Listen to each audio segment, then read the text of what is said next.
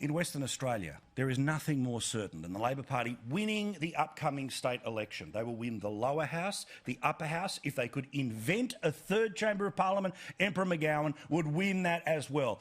He is apparently the most popular man in the history of Newspoll, sorry Kevin, in the state of Western Australia. Well, he had his campaign launched today, and while he's getting ready for the coronation in a few weeks' time, the dress rehearsal was today.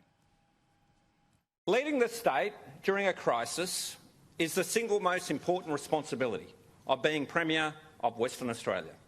The lives and hopes of so many West Australians depend on you. As Premier of WA, you need to have the experience. You need to have the resilience. You have to have the capacity to do the job. You can never give in to pressure from Canberra. So he's simultaneously running to be the boss of a state whose largest single revenue source is your fellow Australian taxpayers who don't live in Western Australia via the federal government. If there's ever been an election in the history of Australia where you can deliver a protest vote, it is this one.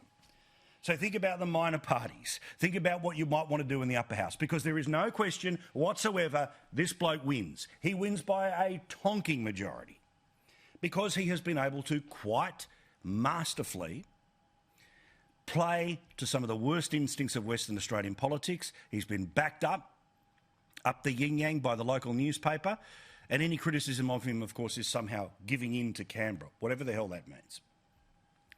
But I also want to flag this here too.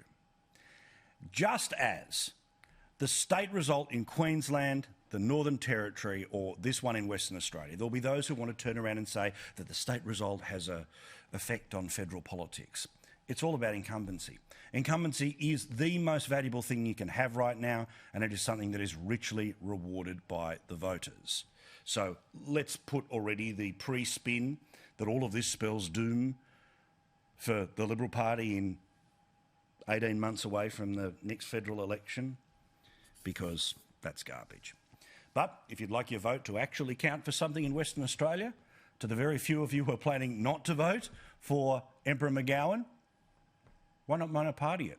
Why not take out some insurance in the upper house or the third chamber of parliament, should it ever be invented and his popularity would sweep all before?